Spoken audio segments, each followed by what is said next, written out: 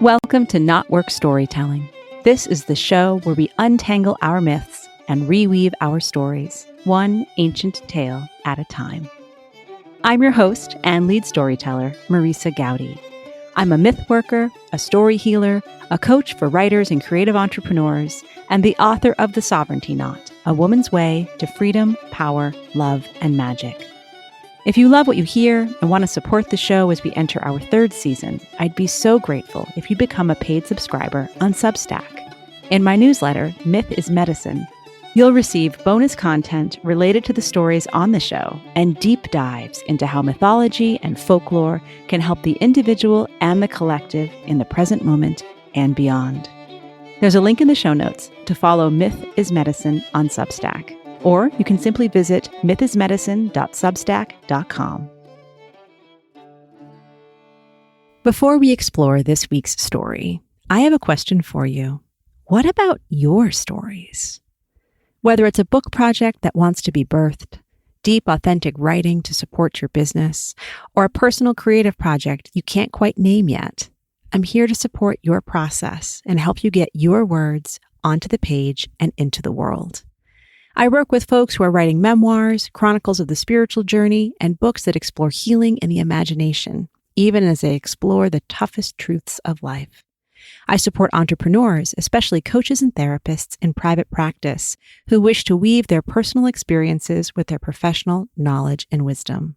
Do you want to build a writing practice and develop the ideas you know you must share? Visit my website, marisagowdy.com, to learn more about my writing coaching services and set up a free 30-minute consultation. Season 3, Episode 15, The Cauldron of Inspiration. I'm going to start with a story for Mother's Day that gives us a chance to consider all the magic that we've added to the Not Work Cauldron this season. Ceridwen of Wales was a powerful sorceress with a hand for potions and a ferocious amount of mother love. She was a goddess, a sorceress, a white witch. It all depended on whose story you heard. She was a shapeshifter herself. She could give that gift to others, sometimes. She gave birth to a beautiful daughter and a terribly ugly son. It didn't seem fair that one child should be so gorgeous and the other so ill-favored. Plus, Ceridwen's husband was a powerful man. They were the type of couple who expected children who could fit the society mold. She was inspired by maternal devotion and the pursuit of the right image. You can decide which was her primary motivation. Now, Ceridwen had a mighty cauldron in which she could brew up magic. She decided to whip up a potion to offer her son what genetics failed to do. It would bestow the gift of beauty, but more importantly, it would bestow the gift of inspiration, the gift of awen, too. It would take a year and a day for the potion to steep. Ceridwen tasked an old blind man with stoking the fire, and a servant boy named Gwion was tasked with stirring the bubbling liquid in the cauldron. Now imagine for a moment what it takes to keep a great pot cooking on an open fire for 366 days. In a way, it's just as remarkable as what happened next. Now, just as the elixir was ready, Gwion stirred with a bit too much enthusiasm. 3 drops splashed onto his finger. He sucked away the pain, as you would, but that was all it took. Suddenly, Gwion possessed all the knowledge and wisdom and beauty intended for Ceridwen's son. The rest of the great bubbling pot was instantly turned into the most wicked poison. Gwion knew that the sorceress would want his head for this great misdeed, and so he fled. The boy realized his newfound powers immediately. As he ran from the great hearth and dashed out, blinking into the sunshine, he became a hare, all long ears and quivering whiskers and powerful hind legs. But he was right to be worried. The sorceress had her own shapeshifting power. Before he made it across the yard, she became a greyhound. Down the hill they dashed, Gwion almost disappearing into the long green grass of early summer. He thought he might make it to a grove of trees and disappear into some other animal's den, but then they reached the river so very suddenly. In the moment before conscious thought could spark through his hare brain, Gwion became a silver fish. Oh, but Ceridwen was right behind him, and her vicious canines transformed to become the even sharper teeth of an otter. She took a great gulp of air, and her long, sleek body became one with the water. Pushing with her great webbed otter feet, she was a whisker away from catching Gwion, but he leapt from the water and became a songbird. Oh, but that furious mother was right behind him in the form of a mighty hawk. They climbed up and up, both shaking the water from their feathers. Gwion was young, strong, and terrified, but he was running on fumes. Ceridwen had years of imbus flowing in her veins. In one last attempt to save himself, Gwion fell to the earth as a grain of barley into a messy farmyard. But then Ceridwen became a glossy brown hen and ate him up. And that, as one might expect, was that. Except that this is a myth about miraculous cauldrons, magic potions, and an otter that isn't just the cutest creature you've ever seen. This is a story bound to defy expectations.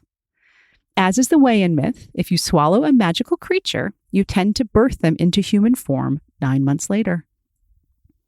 And that is just what happened. The avenging mother became a deeply reluctant mother-to-be to her own sworn enemy. It seems that a magically begotten child holds fiercely to a mother's womb, regardless of her feelings about it.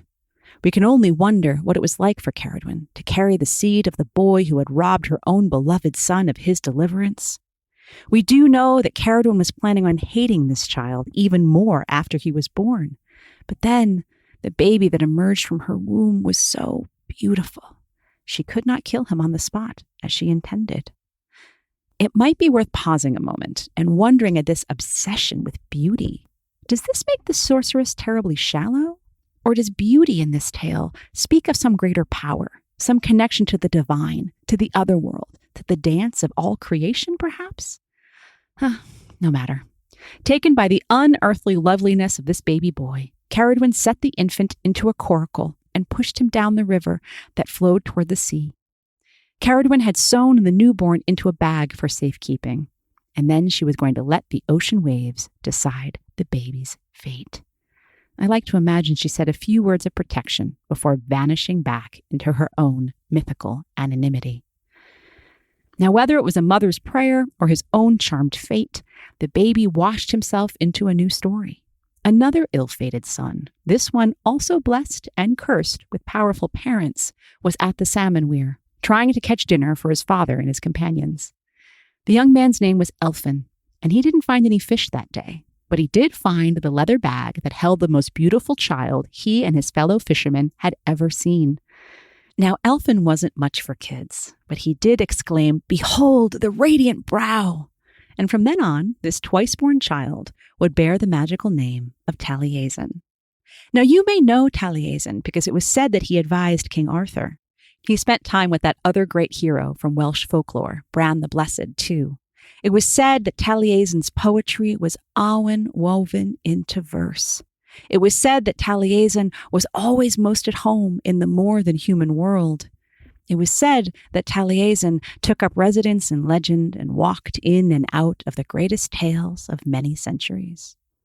But then, what else would you expect from a twice-born son of a sorceress who caught the magic of shapeshifting with just 3 accidental drops from a cauldron that held the secret to poetry, genius, enchantment, inspiration, and that so elusive creative flow? So, who has a story, a reflection, a collection of words to add to the cauldron? Whenever I gather together a group of writers and creatives, I ask this question. As someone who has long called myself a word witch, the symbol of the cauldron has been important to me.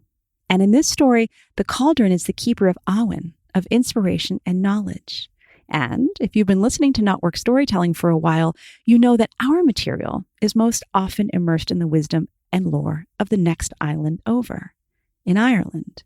And you may start to wonder that awen sounds a lot like imbus ferocity, the inspiration that illuminates that was the secret gift of the Irish Druids.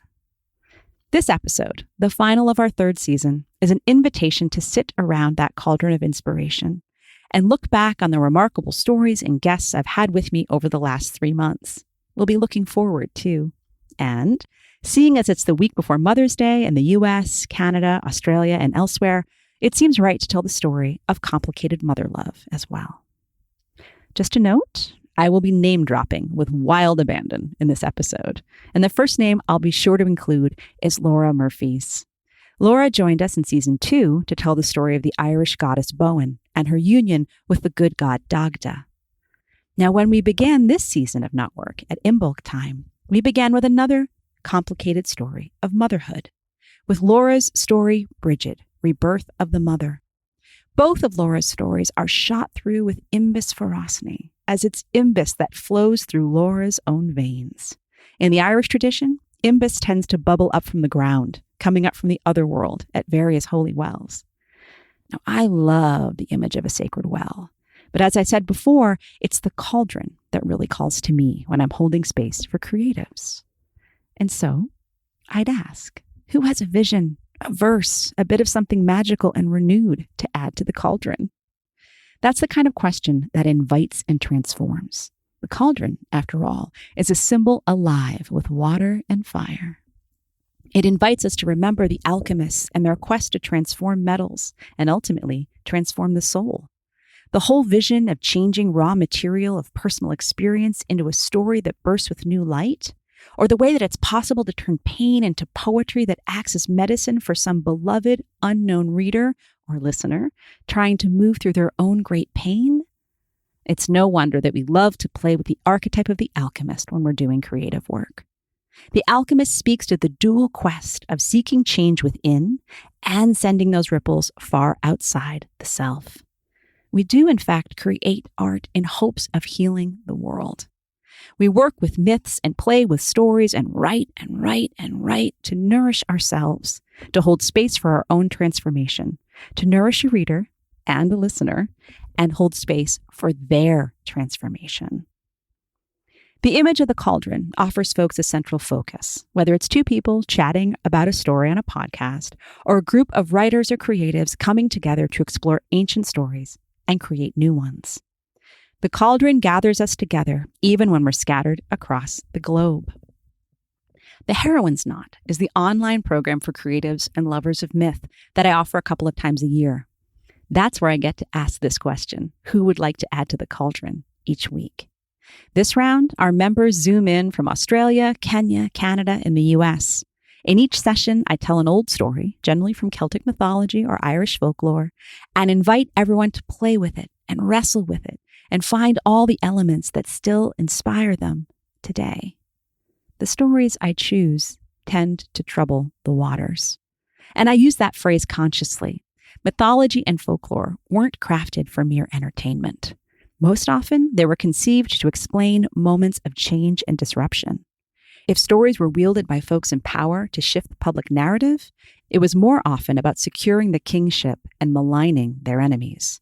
The stories weren't crafted to suit the tourist board. Mythology has always been about more than human drama, though. The stories were written to describe and remember natural disasters and the turning of the seasons, the movement of the animals and the creation of it all. I began this round of the Heroine's Knot, my community, with a story I shared in episode 9 of this season of the podcast. It's the story of Cessair, the first person to set foot on Irish soil, according to the Book of Invasions and Luair Gabála Éireann. It's also the story of the Great Flood. I called that episode When Tides Rise, Build Your Own Boat, because that is exactly what Cessair did. When her grandfather Noah declined to leave space for herself and her parents on his ark, she and her community built 3 boats of their own. According to the story, the waters overtook Ireland as well, and Cessair didn't live more than 40 days on her new country. Now, it's a tough story to begin a group program called the Heroine's Knot with. A new world is discovered and destroyed, and the heroine right along with it. But then, when we come to these old stories for the deeper wisdom, we're not looking for the pretty storylines. We're in a moment of global climate change and a moment of great societal change, too. That's a lot of what my guest Carmen Schreffler and I discussed in the conversation that followed Cessair's story. And this story, as well as so many others, reminds us what many folks in spiritual circles say so often. The essence of life on this planet is about birth, death, and rebirth. It's about the great journeys that happen in between those stages too, of course. In fact, just last week, Mari Kennedy and I dove deep into this birth, death, rebirth cycle and what it really means to make space for death within our nonstop culture. In episode 14, Mari offers us a soulful retelling of the Nile of the Nine Hostages story, which includes the famous scene where a kiss for the hag at the well transforms the crone into the shining sovereignty goddess. Talk about a rebirth.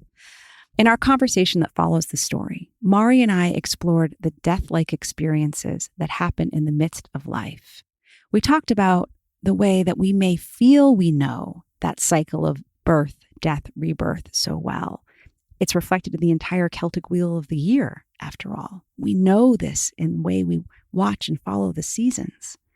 But it's still something else entirely to be with the reality of the fallow times, the hungry times, the times when we feel like the uninvited visitor of death has come to stay and disrupt all the best laid plans.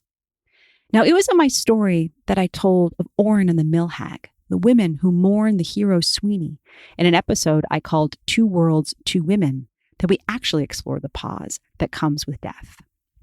In season 2, I had told the story of a pagan king named Sweeney who attacked St. Ronan in his community and was cursed to wander Ireland for the rest of his days. It's a powerful, many-layered story, and I based my version on Seamus Heaney's verse translation of the medieval manuscript. But even then, I was most interested in two characters who I couldn't really give enough space to in a story that stuck to the facts of the original. And so I spent time this season exploring an imagined conversation the day after Sweeney's funeral. There's Sweeney's grieving wife, Oren, who mourns all that her husband left behind at home. And then there's the mill hag, a sort of trickster figure who celebrates Sweeney's wildness and all that's possible beyond the bounds of organized society and religion. I'm so grateful to my guest, Lorraine Van Tool, who helped me see this story through the lens of a psychologist whose work takes into account the entire spectrum of the mind, body, soul experience, as well as the all-encompassing magic of the natural world. Now, this theme of how we hold death in the midst of life, it has woven through the entire season, including Tara Wilde's story of the women of the Grail. Tara takes us to the court of the Fisher King, the wounded king whose realm has become a wasteland. This element of Arthurian legend has so much to teach us about what it means to live in balance with nature and to align our culture with the spirits of the land. Tara's story introduces us to Percival, the knight who grew up in the wilds, but who ended up the perfect embodiment of chivalric duty. He's trying so very hard to be good and noble, but his greatest sin? Resisting his own intrinsic powers of curiosity. Indeed, what will help us heal the environmental and social wasteland that we seem to have created? We're coping with everything from rising oceans, to enduring wars, to the erosion of reproductive rights, to endemic gun violence. What's going to help if not the courage to be curious about how to have the difficult conversations and reach new solutions together? And speaking of difficult conversations, Michael Newton, who joined us in an episode called The Looks of the Scots Gaelic Language, is a wonderful partner when it comes to exploring topics that can feel really challenging. When he joined me in season 1, Michael told us a story that beautifully challenged assumptions of gender roles in Scottish Highland culture. This time, we explore assumptions about race and identity when it comes to the Scots Gaelic language. Michael tells us stories from Turtle Island, from North America, about people of the First Nations and of African heritage who speak the language of small, faraway Scotland with fluency.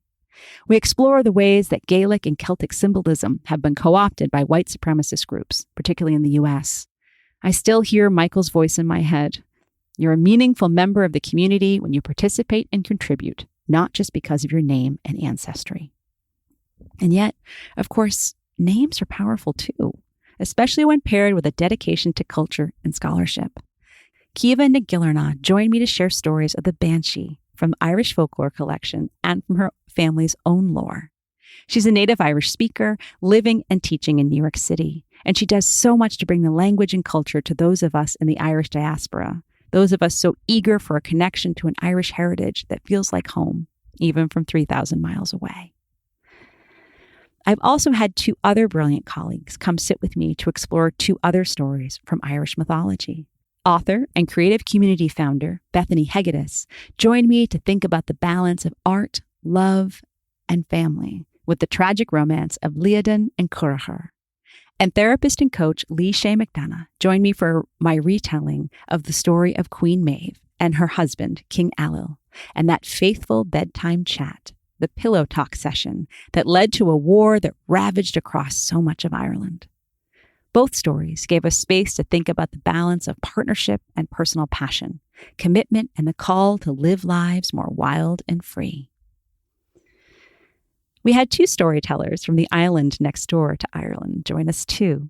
Mitlay Southey brought us the story of the buried moon from the fens of East Anglia. This is a story that is essentially about the power of community. And there's no one better than Mitlay to discuss such topics. Mitlay is the founder of the Circle School, and she does such deep work around what it means to wisely and ethically create groups and circles. And then we had Katie Swift come to tell us her story of Bride and the Cailleach. It's a tale deeply rooted in the Scottish seasons. After spending much time exploring the Irish understanding of the Cailleach, and Bridget, who has much in common with Bride, but is still rather distinct, I'm so grateful to have been able to bring this tradition to Knotwork storytelling at last. Katie's open heart and sensitive storytelling are just a beauty to behold. And then there are always a few episodes that call us beyond Knotwork's usual Irish and Celtic concentration. My friend Owen King just released a novel called The Curator, and we dove into what it means to create a mythos for an entirely new world. His wife, Kelly Braffett, was on the show in the first season of Knotwork to talk about the world she built for her novel, The Buried Tower. So I'm thrilled to have brought the first husband and wife team to Knotwork. And this season, we also completed our first mother-daughter pair as well. Sophie Strand joined us in season 2 with her tale of Tristan and Isolde. Sophie continues to teach me so much about the true nature of myth and how the ancient stories are always about more than this human world. And this season, her mom, Perdita Finn, joined us with the episode we called Choosing the Mystery, the Rosary's Radical Feminine Heart. Perdita took us through the story of the Rosary we probably never knew, taking it from the hands of the fundamentalists who have used the Rosary practices to shame women. Instead, Perdita imbues the beads with their beautiful, original, wild, feminine power. And finally, there was that gorgeous story that artist, performer, and storyteller Dee Mulrooney shared with us at the center of the season in episode 7. Dee is one of the many Irish sisters of the heart who I've been so blessed to get to know over the course of this Knotwork Imram, this Knotwork adventure. Dee, too, shares a love of the ancient and modern rosary magic. And it happens that Dee is often inspired to create art based on the work that Perdita and her husband, Clark Strand, do in relation to their ongoing work with the Way of the Rose, their book and their community that holds this renewed rosary practice. It's Dee's story, Driftwood Man, that really is a story of remembering, about taking back the parts of the self, the parts of the human and the more than human story that span millennia and continents and make up this beautiful, terrible, hope-filled modern moment. I'll be carrying that story in my heart for a long, long time. And speaking of Irish sisters of the heart, there's another sister who embodies this sense of being at once essentially Irish and imbuing the work with a global resonance. And that's Kathy Scott of the Trailblazery. Now, it hasn't quite yet been time to have Kathy on the show to tell us the story, but her name has come up so many times in conversation. And I am so fortunate because I cannot think of a better way to celebrate the close of this season of the podcast than with a trip to go see Kathy in New York City this very weekend. She is bringing the magic that she weaves into Scoilscarta, the online hedge school that shares Irish language and culture with folks from around the globe. Féile na Gaeilge is this Saturday, May 13th, at the Irish Art Center in Manhattan. here's a taste of what's in store in Kathy's own words. In Ireland, the ancients mapped the seasons and cycles of the cosmos with ritual and celebration. On the great wheel of the year, Bealtaine marks the transition from darkness to light. Baal, mouth, Tina, fire. Bealtaine is a festival of fire and fertility, aliveness and wildness, brightening and blossoming. A feast for the senses. Gather with us for Féile na Gaeilge, an annual day of cultural exploration and kinship, live at the Irish Arts Centre in New York this May. With bilingual workshops, poetry, film, music and guided practices, all inspired by the season of Bealtaine. Bíonn éineachtalinn. Join us. So for me, on the other side of that Manhattan trip, that Bealtaine journey, is Mother's Day, which is always a bittersweet moment for me. It's the 13th time I've had to mark the holiday without my own mom. But I'm deeply grateful to say that after I get back from the city and we watch my older daughter's soccer game, we're all going to begin planting the vegetable garden we've painstakingly built over the last couple of weeks. Now, we call our little piece of the Hudson Valley the Burren, after the gorgeous rocky land of County Clare. It's a charming enough name until you actually try to dig anything. I am grateful to know that my marriage is strong enough to find ways to laugh together as we wield crowbars and shovels to move boulders and a few thousand pounds of topsoil. Though my husband Mike isn't much of a Not Work listener, it feels right to thank him for all his support of my work and my crazy production schedule. The whole family knows well that they need to give me a little time and some space when I say, yeah, but I have one quick podcast thing to do first. So now that this season of Not Work's over, I am ready for a good long rest, or as much rest as you get when you're putting in a brand new garden and still have a business to run and a busy family to raise. But I'm excited to pause this relentless production schedule for a good few months and come back renewed. We shall see whether we come back in August or in September. I've learned a great deal about creative overcommitment in these last months, and I am dedicated to finding more balance and flow in the seasons to come. It's going to be better for all of us, I promise. But in the meantime, stay tuned. I am hoping to have a little something coming out before Not Work returns. There's no set announcement yet, and fingers crossed it all comes together. But between you and me, here's a hint. Audiobook. We shall see. I want to be sure that you know I do plan on keeping up with my Substack newsletter, Myth is Medicine, in between seasons. I'm going to continue to explore all the ways that these stories from the past are maps for the present and future. Your support on that platform, for as little as $8 per month, really does mean the world to me. And it will enable me to keep the show going and pay my amazing team. Laura, my editor extraordinaire, and Elen, my fabulous assistant. I couldn't do it without these women. And I can't keep doing this without your help. Before we close out, just a couple quick notes about working with me moving forward, if you're interested. I spoke a lot about my group program, The Heroine's Knot, at the start of the show. This summer, I'm going to be focusing on individual writing coaching clients rather than starting a new community program. But make sure you've signed up for my newsletter, Myth is Medicine, over on Substack to hear when I'll be offering the next round of The Heroine's Knot and other group programs for writers, so you can join us around the cauldron. And if you are an aspiring author or an entrepreneur who wants to use the power of storytelling to write your book or build your business, let's chat. You can find all the details about my writing coaching services at my new website, writingcoachmarisa.com. Again, thank you for listening and supporting the show. Do find us on Substack at Myth is Medicine, and do consider rating and reviewing the show on your preferred podcast platform. There are 45 episodes of Not Work for folks to explore. Please share them. I look forward to greeting new listeners, even during our break. Gathering around the cauldron with you, changing shape with each story each week is the greatest pleasure and privilege. Mila Buikis. 1,000 thank yous.